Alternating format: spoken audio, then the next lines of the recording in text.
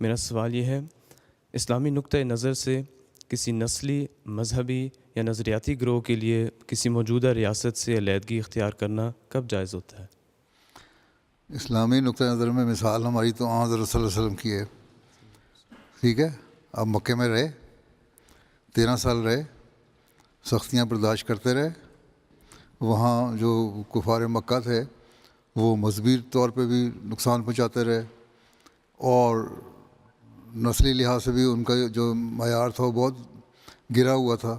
غلام بناتے تھے، لوگوں کو پکڑ کے لاتے تھے، غلاموں کی خرید و فروخت ہوتی تھی. نظریاتی طور پہ بھی عقائد کے لحاظ سے اسلام کا اور ان کے عقائد کا فرق تھا. جو 360 بتوں کی پوجا کرنے والے تھے، آپ خدائے واحد کو ماننے والے تھے.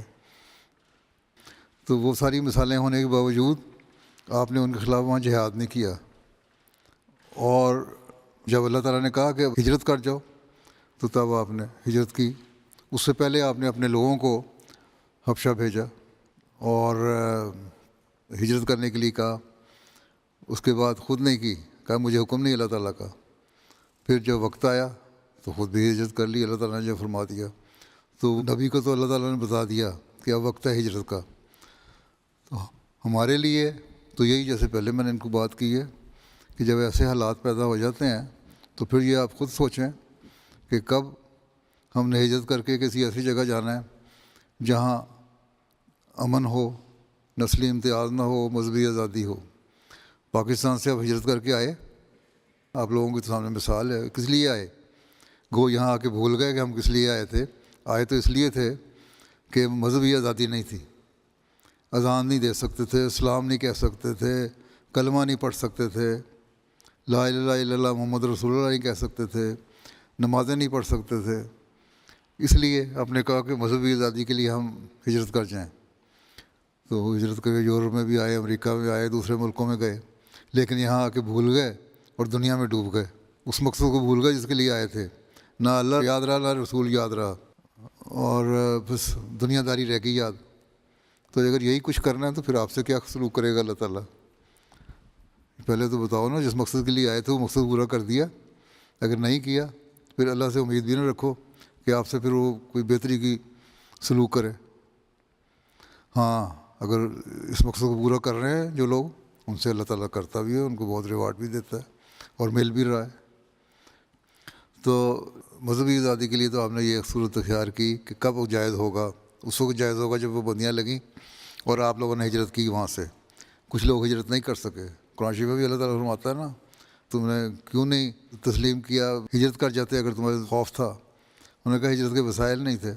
اللہ تعالیٰ نے فرمایا ٹھیک، جن کو ہجرت کی پابندی ہے، کچھ وسائل نہیں ہیں اور ہجرت بالکل پابند ہو گئے، نہیں کر سکتے، وہ ان کا تو اللہ تعالیٰ معاف کر دے گا.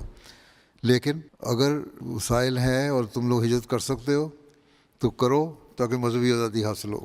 نسلی امتیاز ہے یا نظریات نقطہ ہے، عقائد کا سوال ہے. وہ عقائد اور مذہب ایک ہی بات آ جاتی ہے. ٹھیک ہے، نظریہ تو نہیں کہ کیپٹلزم اور اس کا سوال ہے. یہاں تو سیکولر اسٹیٹس ہیں، وہ کہتے ہیں مذہب کی آزادی ہے فی الحال. لیکن اس وقت تک آزادی یہ لوگ بھی دیں گے جب تک ان کے اپنے انٹرسٹ متاثر نہ ہو رہے ہوں. جب وہ متاثر ہوں گے تو یہاں بھی آپ کے ساتھ وہی سلوک ہوگا. پھر آپ کہیں گے چلو افریقہ چلو یا کہیں اور ملک میں چلے جاؤ، فار ایسٹ میں چلے جاؤ. تو جب انسان پہ ایسے حالات آ جاتے ہیں کہ بہت تنگی ہو جاتی ہے تو اللہ تعالیٰ یہ فرماتا ہے پھر تم ہجرت کر جاؤ. اور پھر وہاں دیکھنا پڑے گا کہ دنیا میں آپ کون سی جگہ ہے جہاں ہجرت کر کے جاؤ. ہر جگہ فساد ہی فساد ہے. ظاہر الفساد و فی البر والبحر والا حساب ہے. دنیا میں ہر جگہ فساد پھیلا. ان حالات میں تو احمدی کا صرف یہ کام ہے کہ مرد میدان بنو اور ایک جوش کے ساتھ دنیا کو خدا تعالیٰ کی طرف لاؤ اور دنیا میں انقلاب پیدا کرو، بجائے یہ کہ یہ کہو کہ ہم ہجرت کر جائیں. ہجرت کے تو سارے ملکوں کا ایک حال ہو گیا ہے.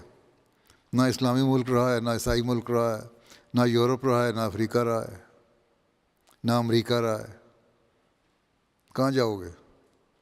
یہی ہے دنیا جہاں اس میں رہنا پڑے گا اور یہیں اپنا آپ کو ایڈجسٹ کرنا پڑے گا. تو اب یہی ہے، ہمارے پاس ایک دنیا ہے کہ ہم دنیا کو اللہ کے قریب لائیں.